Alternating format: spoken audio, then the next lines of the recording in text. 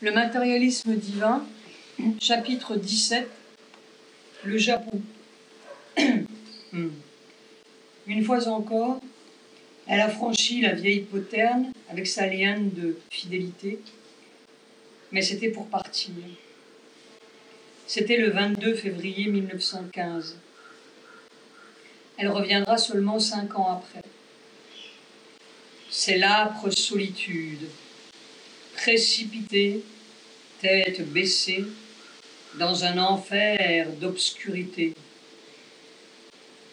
Richard était mobilisé, c'était la raison extérieure. Mais Richard, qui était-ce? Il ne m'a jamais plu de me plaindre, et il ne me plaît pas encore de parler avec plus de détails, disait-elle dans une lettre à son fils 10 ans après. Mère n'était pas de celles qui rencontrent n'importe qui. Toute sa vie était un travail sur un élément ou un autre. Et comment parler de transformation du monde si l'on n'est pas capable de transformer seulement ce qui est à côté de soi? Dans une certaine mesure, elle avait transformé, ou plutôt neutralisé Théon, avec le pouvoir assez formidable qu'il représentait. Mais Richard, c'était plus insaisissable. On attrape la foudre, mais qui attrape la pieuvre? La pieuvre mentale, avec ses milliers de tentacules qui s'insinuent partout. Elle aurait pu rester très tranquillement auprès de Sri Aurobindo. Pas de fuite hors du monde. Le fardeau d'ombre et de laideur doit être porté jusqu'au bout, notait-elle à bord du Camomaro. Elle tombera malade, gravement malade, une sorte de névrite généralisée, à peine Suez passée. Pendant 5 ans, elle ira d'une maladie mortelle à l'autre, intrépidement, indomptablement. Quand elle est revenue à Pondichéry, elle écrivait à son fils « Je ne me donnais plus beaucoup de mois à vivre. Ce déclin si rapide était dû surtout à un épuisement nerveux presque total, résultant de la vie quasi infernale que j'ai vécue pendant de nombreuses années et jusqu'en novembre 1920. Elle passera 1 an en France exactement et trouvera la force d'aller soigner les blessés. Il fallait qu'elle touche toutes les plaies du monde pour pouvoir les guérir, tandis qu'elle passait ses nuits, nous racontait-elle, à traverser des jardins pleins de serpents. Les serpents, ce sont toutes les pensées mauvaises, déformées, et elle s'en prenait à elle-même presque férocement. Il faut que la matière soit rigoureusement barattée pour devenir capable de manifester pleinement la divine lumière. Telle était sa façon de prendre tout, chaque chose, chaque être, chaque maladie, chaque difficulté était une occasion de travailler sur sa propre matière en prenant la difficulté dans son corps. Tout ce que faisait Mère était physique. Elle ne s'en prenait jamais aux autres, entre guillemets. Elle s'en prenait à son propre corps, peut-être parce que tout devenait lentement son propre corps. L'être s'agrandit progressivement, méthodiquement, note-t-elle dans une expérience de 1915, rompant toute barrière, brisant tout obstacle pour contenir et manifester une force, une puissance croissant sans cesse en immensité et en intensité. C'était comme une dilatation progressive des cellules jusqu'à la complète identification avec la Terre. Des années plus tard, elle nous racontait « Je me souviens très bien que quand la première guerre, a commencé, chaque partie de mon corps, l'une après l'autre, et Mère touchait ses jambes, ses bras, sa poitrine, ou quelquefois la même, plusieurs fois, représentait des champs de bataille. Je le voyais, je le sentais, je le vivais. Et chaque fois, c'était tout à fait étrange. Je n'avais qu'à rester assise et à regarder. Je voyais ici, là, là, tout cela dans mon corps, tout ce qui se passait. Et quand cela se passait, je mettais la concentration de la force divine là, pour que tout, justement toute cette douleur, toute cette souffrance, tout cela, pour que cela hâte la préparation terrestre, au fond, la descente de la force. Chacune des maladies, entre guillemets, de Mère et de Sri Aurobindo ont coïncidé avec les maladies de la terre. Là-bas, Sri Aurobindo écrivait à Mère: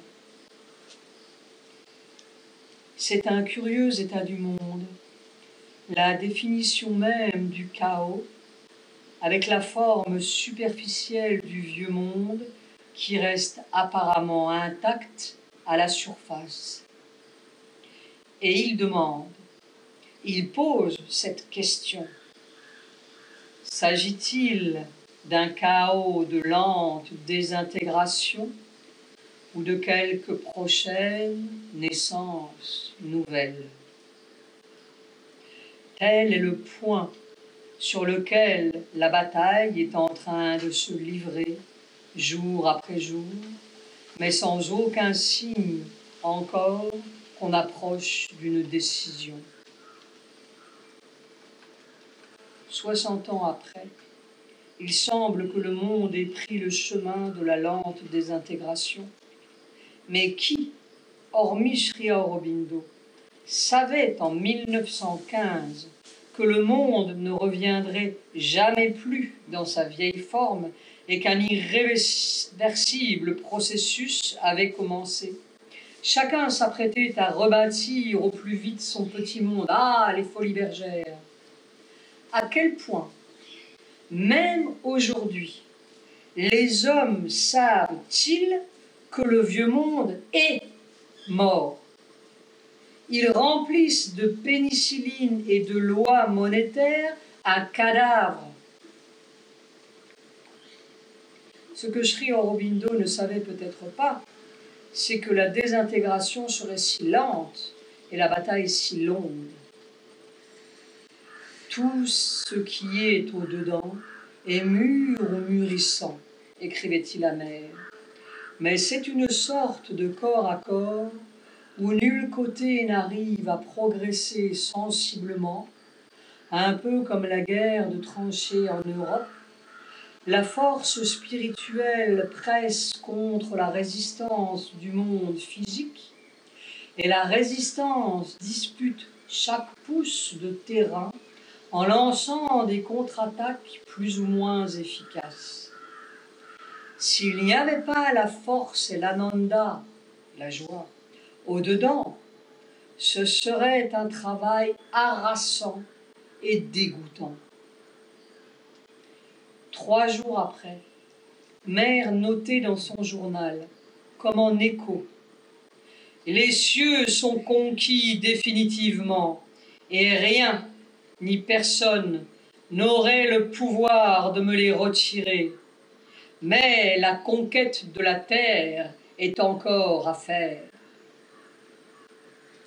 Il faut, disait Sri Aurobindo, rendre la terre et le ciel égaux et un, selon la formule védique. Pendant 35 ans, ce sera la première manche de la bataille, jusqu'à ce jour de 1950 où Sri Aurobindo, nous allions dire, succombera. Mais lorsque nous avons lu ces mots amers en 1962, dans un livre que nous écrivions alors sur Sri Aurobindo, note de bas de page, Sri Aurobindo ou l'aventure de la conscience, Mère a instantanément relevé: il n'a pas succombé, Ce n'est pas qu'il ne pouvait pas faire autrement, ce n'est pas la difficulté du travail qui l'a fait partir, c'est quelque chose d'autre. Le secret de son départ aussi, la deuxième manche, nous l'apprendra peut-être, car le départ de l'un et le départ de l'autre ont la même raison. Et en vérité, ce mot de départ n'a pas de sens. Le secret de la mort est peut-être là, évident sous nos yeux, mais il faut le rendre évident. C'est comme les petits cailloux de la forêt vierge. Nous ne savons pas celui qui compte. On peut marcher dessus sans savoir que c'est de l'or. En fait, les pionniers, ce sont ceux qui viennent nous montrer l'or toujours là, rendre évident. En mars 1916, Meyer attrape à Londres le dernier bateau en partance pour l'Extrême-Orient. Le suivant sera coulé. Richard, décidément expert en merveilleux prétextes, s'était fait démobiliser et envoyer au Japon. Pourquoi, nous ne le savons pas. Mais là aussi, tout est prétexte. Comme pour la campagne électorale de Pondichéry, une main infaillible guide notre destin et se sert des plus improbables prétextes pour nouer ses fils. Là aussi, il y a beaucoup de petits cailloux miraculeux que nous ne voyons même pas, car si nous en comprenions un seul, peut-être comprendrions-nous tout. Le monde est un perpétuel miracle évident. L'évolution, c'est peut-être la lente découverte de l'évidence. 4 années au Japon, 2 maladies mortelles. Décidément, la matière était barattée.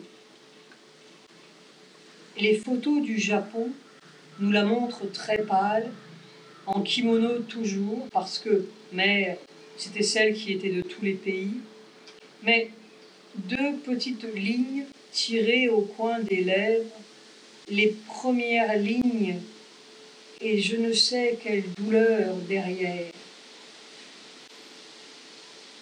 Pourtant, elle riait très bien, elle a toujours ri. Elle énumérait ses maladies mortelles en se moquant d'elle-même, oh, comme elle se moquait. Nous l'avons vue sortir de X+1 attaque cardiaque avec ce rire de petite fille qui lui gonflait les joues. Elle défiait. Mère, c'était le défi perpétuel à tout et à tous. Il fallait être solide pour vivre auprès d'elle. Peut-être si peu solide que l'on était tout répandu comme l'infini limpide, la solidité de l'infini. J'ai horreur du drame. Je ne veux pas être tragique. J'aimerais mieux me moquer de tout que d'être tragique. Une première épidémie de guerre au Japon qui a fait des centaines et des milliers de morts. Les gens se promenaient dans les rues avec un masque sur la bouche et Richard derrière. Mais qu'est-ce que c'est que cette maladie? Qu'est-ce que c'est? Vous qui savez les secrets occultes, qu'est-ce qu'il y a là derrière? Mais qu'est-ce que c'est? Allez donc l'attraper, raconte Mère en riant. Elle a pris le tramway, traversé Tokyo, et elle est rentrée avec. Pas un médicament, simplement la lutte contre les forces derrière. Il fallait bien qu'elle fasse ses forces avec les maladies et la mort, puisque c'était là qu'allait être son terrain de bataille jusqu'au bout. Elle s'en est tirée miraculeusement, comme ils disent. Mais les miracles, c'est encore l'envers de la superstition médicale. Des 2 côtés, c'est une formidable superstition. Il y a l'évidence de quelque chose à découvrir. Peut-être la guérison est-elle simplement et aussi dans la découverte de l'évidence. Quand on verra vraiment, tout le mensonge s'écroulera. La puissance du mensonge est dans notre vision mensongère, y compris la mort y compris les maladies. Mais c'est un long chemin que Mère apprenait pas à pas. Il fallait qu'elle use longuement la mort. Puis une tuberculose qui ne se guérira vraiment qu'avec Sri Aurobindo. Mais Sri Aurobindo était présent pendant tout le temps que je n'étais pas avec lui. Cela aussi, la relation de ces deux êtres, qui pourra la dire? Et pourtant, ils ne se parlaient presque pas. Nous serions dans l'erreur si nous croyions que Sri Aurobindo et Mère, ensemble, pendant 30 ans, ont échangé beaucoup de paroles. Mais tout était su instantanément l'un dans l'autre, à Tokyo ou dans la chambre à côté. La télégraphie sans mots, disait-elle en riant. C'est simplement parce que les gens ont l'appareil mal ajusté que l'on ne peut pas avoir de télégraphie sans mots. Encore beaucoup de choses à ajuster avant de boulonner nos capsules interplanétaires. Et tout cela ne l'empêchait pas de goûter la beauté du Japon. Pendant 4 ans au Japon, j'ai vécu d'émerveillement en émerveillement. L'architecture d'abord, les maisons qui semblent faire tout à fait partie du paysage, pas comme un coup de poing qui nous vient à la figure. Et la nature toujours, sa vieille complice, cette entente secrète entre elles, cette communication comme avec les êtres, comme avec tout. Mer, ça coulait partout. À Tokyo, j'avais un jardin, racontait-elle aux enfants de l'ashram. Et dans ce jardin, je cultivais des légumes moi-même. Et alors, tous les matins, j'allais me promener après leur avoir donné de l'eau. Je me promenais pour choisir quels étaient les légumes que j'allais prendre pour manger. Eh bien, figurez-vous, il y en avait qui me disaient « non, non, non ». Et puis il y en avait d'autres qui appelaient, et je les voyais de loin. Et ils me disaient « prends-moi, prends-moi, prends-moi ». Alors, c'était très simple. J'allais chercher ceux qui voulaient être pris, et jamais je ne touchais à ceux qui ne voulaient pas. J'aimais beaucoup mes plantes. Je m'en occupais. J'avais mis beaucoup de conscience dedans en les arrosant, les nettoyant. Les légumes, les fleurs et les chats, et tout était son champ de travail. Pour les chats, elle expliquait en riant qu'elle essayait de leur faire de la métempsychose à l'envers. Sur quoi ne s'est-elle pas penchée? Nous avons parfois tendance à oublier que l'évolution, c'est tout qui évolue. Ce n'est pas seulement l'homme.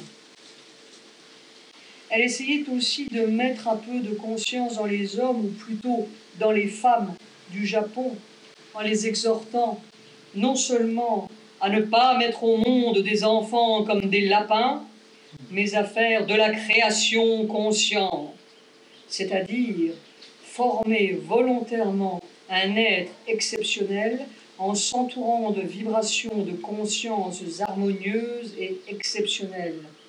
L'enfant mange les pensées de sa mère comme son sang, car, rappelait-elle avec cet humour qui ne la quittait jamais, le surhomme naîtra d'une femme, c'est une grande vérité indiscutable.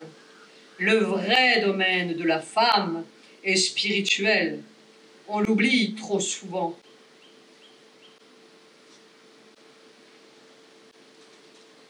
Mentagore, de passage au Japon, était frappé par la clarté de vision de Mère et l'invitait à venir organiser l'éducation de son ashram à Shantiniketan. C'était l'ashram du monde qui l'intéressait. Et dans ses causeries aux femmes du Japon, Elle annonçait en termes prophétiques la venue de Sri Aurobindo et les signes auxquels on peut reconnaître l'avènement de l'âge nouveau. Écoutons plutôt. C'était en 1916.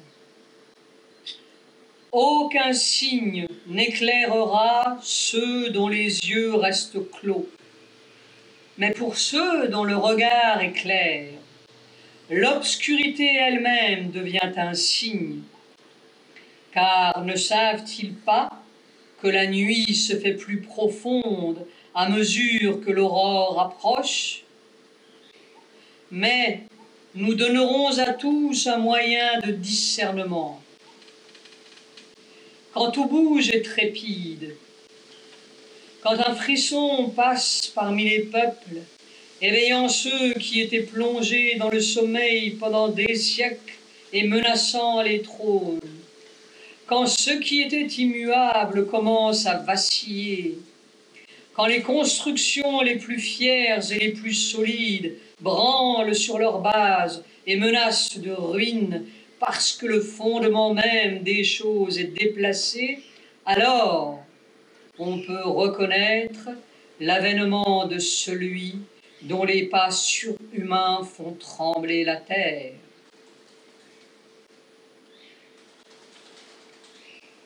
Le séjour au Japon, dont nous savons peu de choses, ou préférons dire peu de choses, touchait à sa fin avec ses propres forces. Richard philosophait, tout pareil.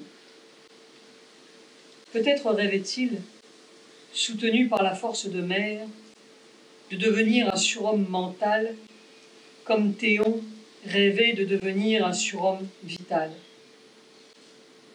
Mais Théon ne manquait pas de grandeur.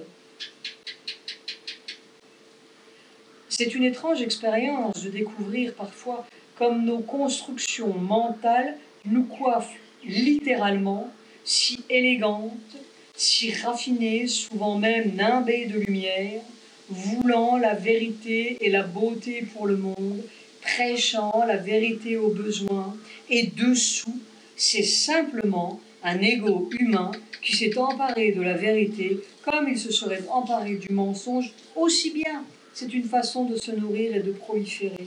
On touche un peu à la jolie forteresse et c'est là, toute griffe dehors.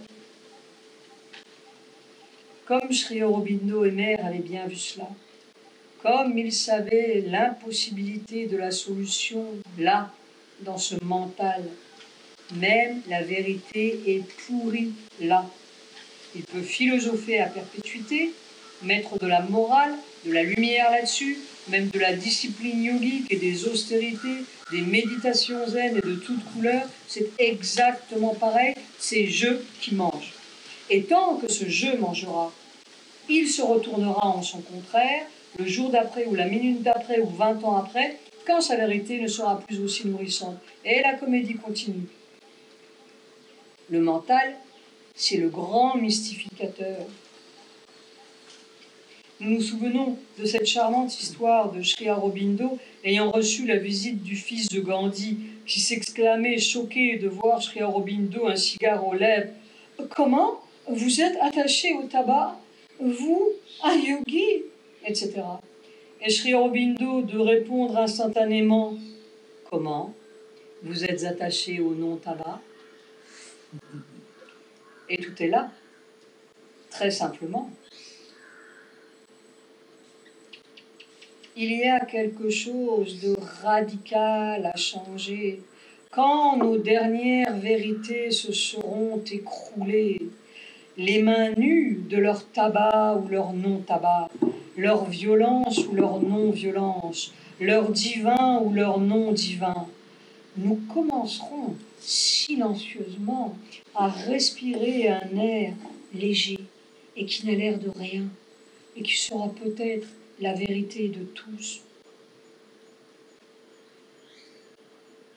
À ces mêmes femmes du Japon, Mère disait « La civilisation qui est en train de finir maintenant d'une façon si dramatique était basée sur le pouvoir du mental, sur un maniement mental de la vie et de la matière. La route de la surhumanité s'ouvrira à l'homme quand il déclarera courageusement que tout ce qu'il a bâti jusqu'à présent, y compris l'intellect dont il est si fier à juste titre et si vainement, ne lui suffit plus, et que sa grande préoccupation désormais est de dégager, découvrir et libérer un pouvoir plus grand au-dedans.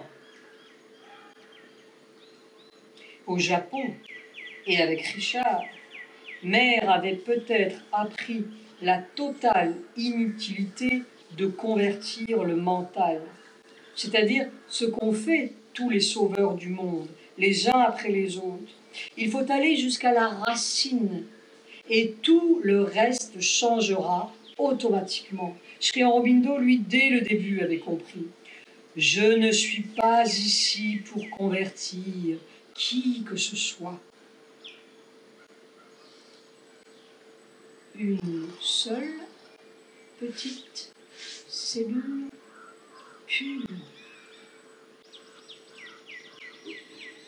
Les 4 années se terminaient, raconte Mère, et une certitude absolue, intérieure, qu'il n'y avait rien à faire, que ce n'était pas possible de convertir Richard, pas possible de cette façon. Il n'y avait rien à faire. Et j'étais toute concentrée, demandant au Seigneur, voilà, je t'avais fait serment de faire cela. J'avais même dit, s'il faut descendre dans l'enfer, je descendrai dans l'enfer pour le faire. Maintenant, dis-moi ce que je dois faire. Évidemment, le pouvoir était là. Tout d'un coup, tout s'est immobilisé en moi. Tout l'être extérieur s'est immobilisé complètement. J'ai eu une vision du suprême plus belle que la Gita. Une vision du suprême. Et alors, cette vision m'a prise littéralement dans ses bras. Elle s'est tournée vers l'ouest, c'est-à-dire vers l'Inde, et m'a présenté. Et ce que j'ai vu à l'autre bout, c'était Sri Aurobindo. C'était, je l'ai senti physiquement, j'ai vu. J'avais les yeux fermés, mais c'était indescriptible. C'était comme si cette immensité se réduisait à un être un peu géant. Il me soulevait comme un fétu de paille et puis me présentait. Pas un mot, pas autre chose, rien que cela. Puis tout a disparu. Le lendemain, on commençait à préparer le départ pour revenir dans l'Inde.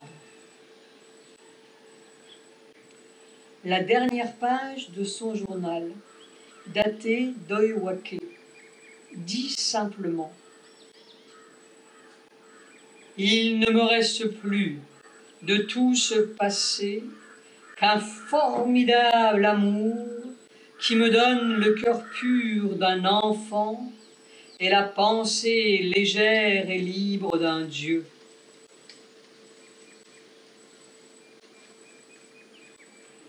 La petite fille de Mira Ismaloun, qui montait à l'assaut de Paris avec son tarbouche bleu ciel posé bas, avait terminé son périple.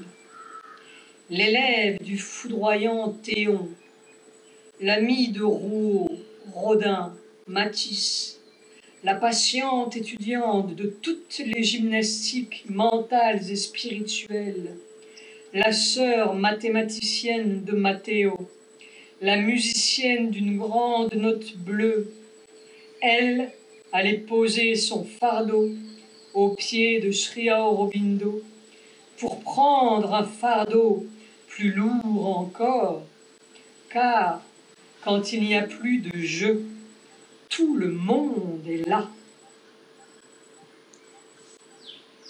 En 1920, sur le chemin du retour, Mère fera une escale en Chine, touchera la terre chinoise, où nous ne savons pas. Prendre l'atmosphère, comme elle disait. Au moment même où Mao Tse-tung, de 15 ans, son cadet, terminait son premier écrit, La Grande Union des masses populaires, et fondait la première cellule communiste chinoise. Est-ce un hasard? Cela aussi, elle l'a touché, par 2 fois touché. Quel nœud de l'évolution se situe par là?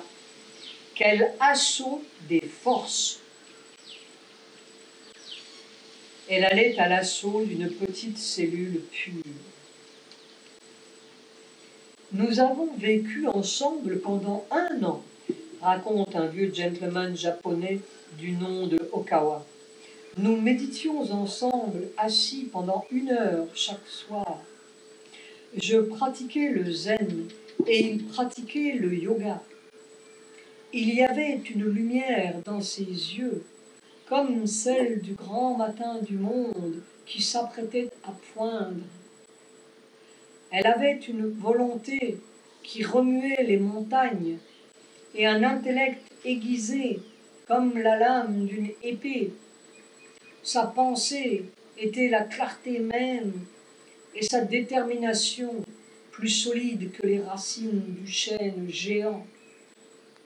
Artiste, elle pouvait peindre des tableaux d'une exquise beauté. Musicienne, elle enchantait mon âme quand elle jouait à l'orgue ou à la guitare. Savante, elle pouvait formuler de nouveaux cieux et une nouvelle terre, une autre cosmogonie. Je ne sais pas ce que Mira ne devenait pas, ni ce qu'elle n'était pas capable de devenir. Elle était belle en vêtements d'Occident, elle était encore plus belle quand elle portait le kimono. Si je pouvais la voir maintenant, je dirais sûrement qu'elle est également belle en sari indien. Comment, moi, qui ai vécu au cœur du Fujiyama, vous dirais-je le volume de son feu et les dimensions de sa lumière?